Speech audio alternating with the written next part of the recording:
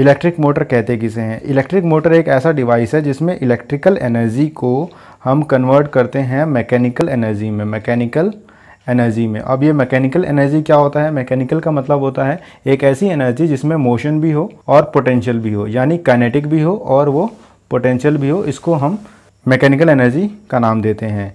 Electric motor कौन कौन से डिवाइसेस में यूज़ होता है? आपने देखा होगा इलेक्ट्रिक फैन के अंदर मोटर होता है, ये जूसर के अंदर होता है, आजकल इलेक्ट्रिक व्हीकल्स भी आ गए हैं, और ये ग्राइंडर है। ग्राइंडर का जो विशेष काम है वो यह है कि अगर हमारे पास एक मेटल ऑब्जेक्ट है, दूसरा मेटल ऑब्जेक्ट है, इन दोनों मेटल ऑब्जेक्ट को हम वेल्डिंग करते हैं तो यहाँ पे जो सरफेस है वो रफ़ हो जाती है, तो इस ग्राइंडर की सहायता से इस सरफेस को स्मूथ बनाया जाता है।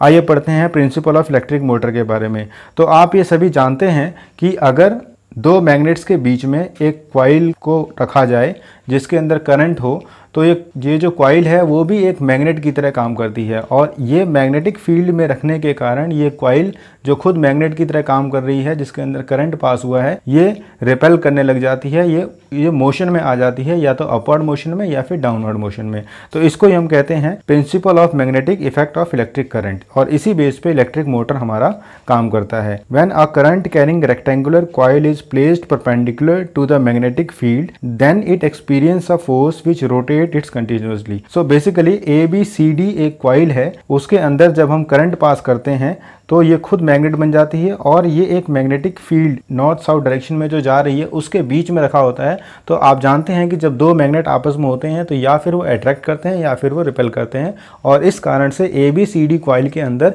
एक रोटेशन होता है, और रोटेशन से ये एक्सल मूव करता है। कंस्ट्रक्शन ऑफ इलेक्ट्रिक मोटर में सबसे पहला पार्ट है हमारा आर्मेचर कॉइल। यहाँ पे एक कॉइल है ABCD, ये कॉपर वायर की है जो wound of soft iron core को इंसुलेट करी हुई है। स्ट्रॉन्ग मैग्नेटिक फील्ड का अर्थ है ये जो नॉर्थ पोल है मैग्नेट का, ये साउथ पोल है, ये मैग्नेट कुछ इस तरीके से हॉर्सशू शेप का है जो आगे जाके ऐसे जॉइंट है, और यहाँ पे जो मैग्नेटिक फील्ड लाइंस है वो नॉर्थ से साउथ की तरफ है। क्योंकि ये मैग्नेट बहुत स्ट्रॉन्ग है इसलिए हमने इसका नाम दिया है स्ट्रॉन्ग मैग्नेटिक फील्ड। और coil is placed between two poles of strong magnet such that the arm AB and CD are perpendicular to the direction of magnetic field. Construction of electric motor में commutator का काम करने वाले हैं।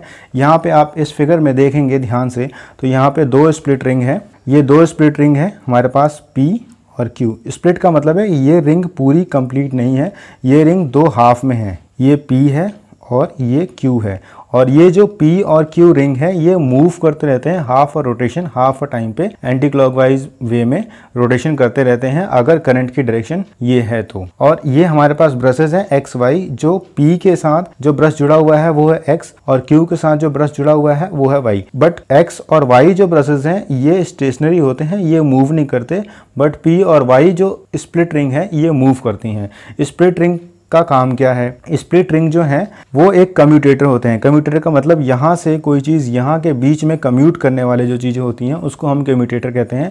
तो ये जो बैटरी है इससे करंट को इस रिंग के अंदर पहुँचाने का काम स्प्लिट रिंग का काम होता है। ये जो रिंग है जिसके अंदर ये जो आर्मेचर कॉइल है इसके अंदर जो करंट पहुँचाने का काम है वो स्प्लिट रिंग का है, इसलिए हम इसे कम्यूटेटर कहते हैं। It consist of to half metallic ring P and Q. The two end of armature coil are connected to these two half of ring whose function is that to reverse the direction of current in armature of a coil. Construction of electric motor में हम brushes के बारे में समझते हैं। हमने आपको पहले ही बताया था कि यहाँ पे दो ब्रशेस हैं, एक है X और दूसरा है Y, और ये फिक्स्ड होते हैं। फिक्स्ड मतलब ये रोटेशन, जब ये एक्सल रोटेट करेगा तो ये ब्रशेस फिक्स होते हैं, ये रोटेट नहीं करते। Which act as contact between commutator and terminal battery, और कम्यूटेटर यानी स्प्लिट रिंग और बैटरी के बीच में एक कॉन्टैक्ट का काम करते हैं ये ब्रशेस। और ये सबसे इंपॉर्टेंट स्लाइड है इस पूरे वीडियो लेक्चर में। अगर आपने इस स्लाइड को ध्यान से समझ लिया तो फिर आपको इस वीडियो लेक्चर को बड़ी पूर्ति हो जाएगी कि हाँ मैंने इलेक्ट्रिक मोटर के वर्किंग कॉन्सेप्ट को समझ लिया है। अब हम एक एक करके समझते हैं पहले इस डायग्राम के अंदर कि हो क्या रहा है। यहाँ पे करंट की डायरेक्शन जो है वो ABCD, यहाँ पे आप देख रहे होंगे पहले करंट A पे रहेगा, फिर B पे जाएगा, फिर C पे जाएगा, फिर D पे जाएगा, यानी डायरेक्शन ऑफ करंट जो है वो ABCD के अलॉन्ग है। मैग्नेटिक फील्ड की डायरेक्शन आपको सभी को पता है कि नॉर्थ से साउथ के अकॉर्डिंग होती है, और फ्लेमिंग लेफ्ट हैंड रूल हम AB और CD में लगाएंगे। तो एक बार और देखते हैं कि हमने क्या बात कही। ABCD में करंट जा रहा है, ABCD ऐसे करके करंट जा रहा है। मैग्नेटिक फील्ड की डायरेक्शन जो है वो नॉर्थ से साउथ की तरफ है। ये जो नॉर्थ से साउथ की तरफ मैग्नेटिक फील्ड की डायरेक्शन है। तो आप सभी देख रहे होंगे कि यहाँ पे जो एंगल बन रहा है वो 90 डिग्री का एंगल बन रहा है। तो आप सभी समझ रहे होंगे कि अब जब एक कॉइल ABCD के अंदर करंट पास होता है तो वो कॉइल एक मैग्नेट की तरह काम करती है, और क्योंकि वो मैग्नेट के बीच में रखी हुई है, नॉर्थ से साउथ डायरेक्शन के मैग्नेटिक फील्ड के बीच में रखी हुई है, तो ये कॉइल एक फोर्स अनुभव करेगी। जो फोर्स की डायरेक्शन होगी वो फ्लेमिंग लेफ्ट हैंड रूल से पता लगेगा। तो फ्लेमिंग लेफ्ट हैंड रूल हमारा यहाँ पे है, जो आपको पिछले वीडियो में मैंने बताया था।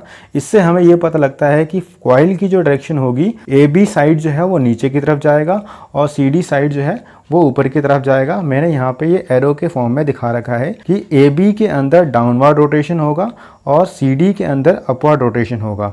जब ये हाफ मूव हो जाएगा, यानी एंटी क्लॉकवाइज डायरेक्शन में हाफ मूव हो जाएगा। एंटी क्लॉकवाइज का मतलब है कि ये घड़ी की डायरेक्शन जो होती है वो कुछ इस तरीके की होती है, मतलब 9 12 3 6 9 12 3 6 कुछ इस तरीके की डायरेक्शन होती है। लेकिन ये इस तरीके की डायरेक्शन ना करके उल्टी डायरेक्शन में जाएगा, 3 12 9 6 की डायरेक्शन में, इसलिए हम इसे कहते हैं एंटी क्लॉकवाइज डायरेक्शन। अब यहाँ राइट हैंड साइड की तरफ समझते हैं कि है क्या यहाँ पे। अब ये हाफ रोटेट हो चुका है, तो आप आसानी से देखेंगे कि यहाँ पे जो रिंग्स हैं, पहले यहाँ पे जो रिंग्स थी वो एक्स पी के साथ जुड़ा हुआ था, ये एक्स पी के साथ जुड़ा हुआ था, क्यू वाई के साथ जुड़ा हुआ था। मैंने अभी आपको बताया था कि एक्स और वाई जो होते हैं ये फिक्स होते हैं, ये कार्बन ब्रशेस फिक्स होते हैं। जब ये हाफ रोटेशन हो जाएगा तो फिर क्या होगा, क्यू जो है वो एक्स से जुड़ेगा और पी जो है वो वाई से जुड़ेगा।